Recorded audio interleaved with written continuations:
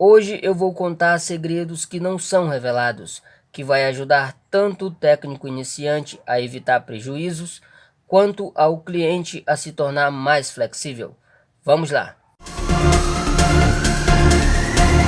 Realizar um curso e adquirir as ferramentas são apenas o básico, e como básico é essencial, pois tudo que se inicia precisa começar pelo básico. Então você que quer trabalhar com manutenção em celulares, faça um curso e adquira as ferramentas apropriadas, porque agora eu vou te mostrar o outro lado que poucos falam. O primeiro ponto é, precisamos estar cientes que as fabricantes estão constantemente produzindo modelos novos, e este é um desafio para nós.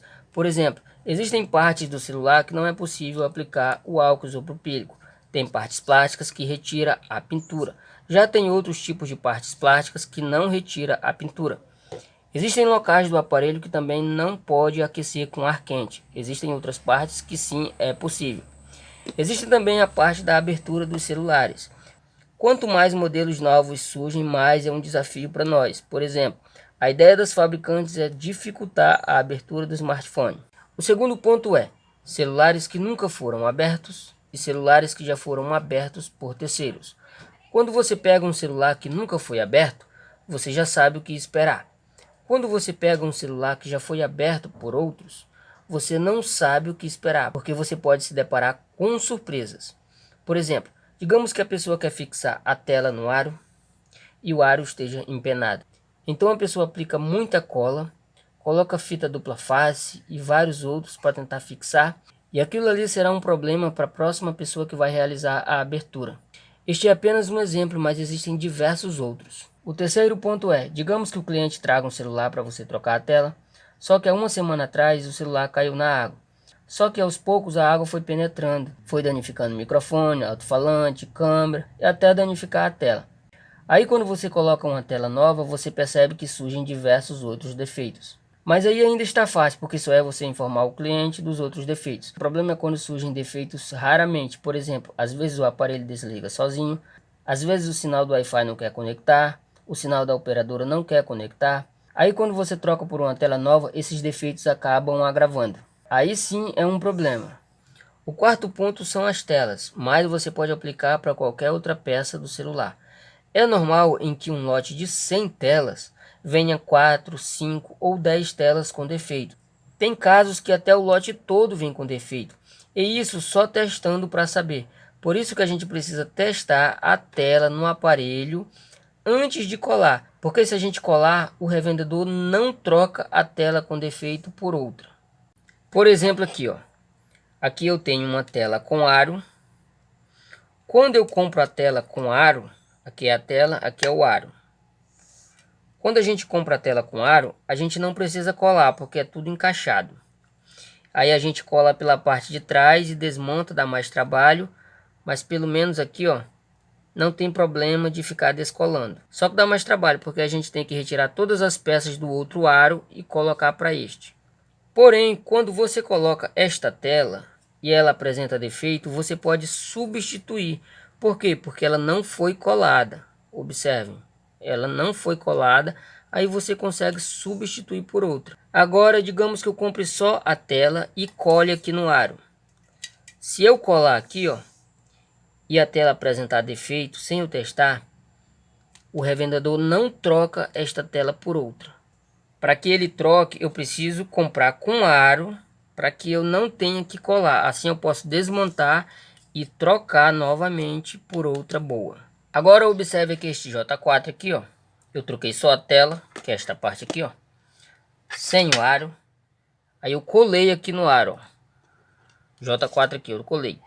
Quando eu testei sem colar, ele estava funcionando bem. Só que depois que eu colei e coloquei para carregar, ele ficou apresentando o toque fantasma, que é digitando as teclas sozinho.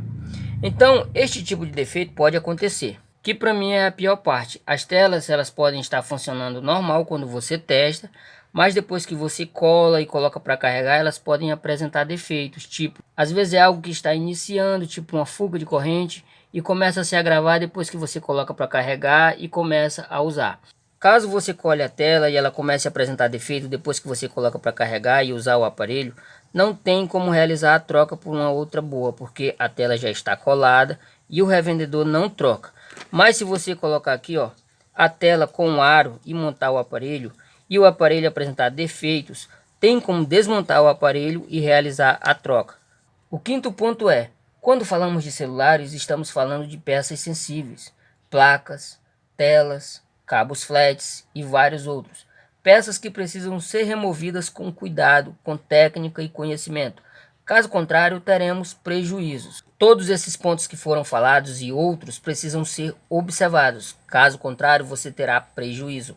E a forma que muitos encontram para compensar o prejuízo é explorando, enganando, fazendo gatilhos e muitos outros. Só que isso traz uma falta de credibilidade muito grande para o técnico. Para concluir, não é todo tipo de serviço que eu pego. Primeiro, porque a minha profissão não é exclusivamente consertar aparelhos de celulares.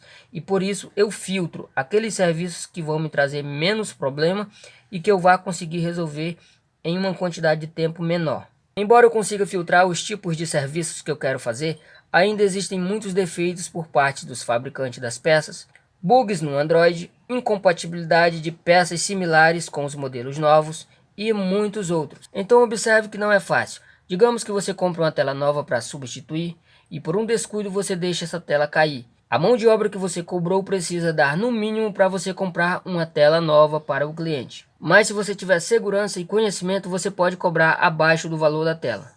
Existem casos também, por exemplo, lá no interior, no início de 2022, a minha mãe trocou uma tela do J5 Prime por R$100.